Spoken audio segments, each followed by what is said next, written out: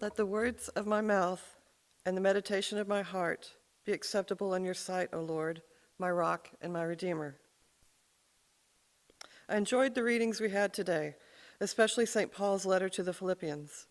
The gratitude he expresses in it really speaks to me, and it made me curious about the definition and concept of gratitude. The Oxford Dictionary defines gratitude as the quality of being thankful, a readiness to show appreciation for and to return kindness. Some of the concepts I found: gratitude is an awareness, a state of being, a way of life that leads to an appreciation of simple pleasures, an awareness and appreciation of others' actions, which leads to a feeling of being loved and cared for. Two of my personal beliefs about gratitude are that gratitude breeds kindness and generosity, and that a life of gratitude results in a clear concept of oneself, one's true place in the universe, to ultimately the acceptance of humility. Hello and good morning. My name is Ellie, and I am one of hundreds, perhaps thousands, of women you have cared for with love, hope, and compassion through your safe parking program here at Lake Washington United Methodist Church. When Karina first introduced the chance to participate in today's special service, I jumped at it. I don't have a musical bone in my body, and I sound like a sick cow when I sing, but I do enjoy writing, and I'm learning to enjoy sharing my writings. Here was my opportunity to express my gratitude to all of you, to the congregation. It soon became clear, however, that there was a structure to follow in a testimonial, and part of that structure involved instructing or imparting a lesson to you. I'll be honest, that set me back a bit, took the winds right out of my sail. What on earth sort of lesson could I share with the community that has sheltered, sustained, and opened its non-judgmental arms to me? I got over myself and gave it up to God. When today's readings were finalized, the choice of St. Paul's letter to the Philippians really resonated with me. Like Saul of Tarsus, I had had a spiritual awakening that changed my life. Previously, I was arrogantly dismissive of anything religious, an attitude that was a reaction to my upbringing and fueled by my alcoholic lifestyle, both of which contributed to a miserable life.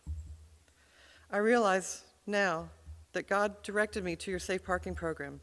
Indeed, when I first drove onto the lot, I felt a sense of peace, a calmness, and an almost joyful happiness, none of which I had ever experienced. My life changed at that moment, just as surely had Paul's on the road to Damascus. Several months later, God gently led me to an awareness that my spiritual awakening had occurred on property that was owned and maintained by a religious organization, your religious organization. It was a very humbling moment that eventually found its place in my life of gratitude. Today's reading from Paul's letter to the Philippians is one that I was vaguely familiar with, but I had never read the entire chapter. At Karina's suggestion, I read it and was moved to tears at its relevancy and beauty. And for the first time since my arrival in July of 2020, I actually considered each and every member of this congregation in a new light. The gratitude one feels when giving. While I readily identify with Paul's gratitude for the gifts given him, through personal experience, I am also aware of the joyful gratitude I feel when gifting others. I spent over 35 years in food service. My greatest moments of joy came when I provided diners with a pleasurable experience, when I knew in my gut that I had done my best. I was grateful because I had given purely and from the heart, and because I had the opportunity to give. It was Paul's use of the word opportunity that got me thinking about gratitude as an entity, one that takes and gives. In giving or receiving, paths in the brain are changed by gratitude, making both giver and recipient more grateful.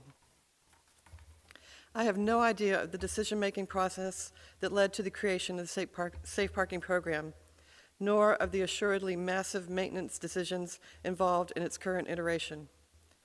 What I am aware of is the amount of dedication to God's work that each of you, as a community, show daily, hourly, minute by minute, by sustaining this program. I'm also aware, as was Paul, that not every church every religious organization, no matter their size, has the capability or motivation to be as pro-social as is Lake Washington United Methodist Church. Like the people of Philippi, you were not only concerned about your lesser sisters, you saw an opportunity to aid them, and you did so. I could outline and list the myriad ways your generosity has positively influenced my life, and in fact, that's what I plan to do. Then part of Paul's letter woke me up one morning and really got me thinking about the power of gratitude. Finally, brothers and sisters, whatever is true, whatever is noble, whatever is right, whatever is pure, whatever is lovely, whatever is admirable, if anything is excellent or praiseworthy, think about such things. Whatever you have learned or received or heard from me, put it into practice, and the God of peace will be with you. These words speak to the gratitude one feels by right action. I've become a firm believer in the exponential power of thoughts and prayers. And I wondered, could the power of gratitude also be exponential and unlimited? How joyful the symbiotic gratitude that arises between the parking program guests and the church members. That's a huge amount of gratitude, yet just a grain of sand in its potential. The power of gratitude can open us up to humility, to love, to fulfilling our destiny as designed by God. By following Jesus and responding to the uncertainties of the world with love, hope, and compassion, this behavior is rewarded with shared gratitude, which further opens us up to the power of love, the power of God. Is what happened to me, my spiritual awakening, simply a random, chaotic occurrence? Or is it part of a growing change in humanity? Swelling like a wave, tapping into the power of love, the power of God.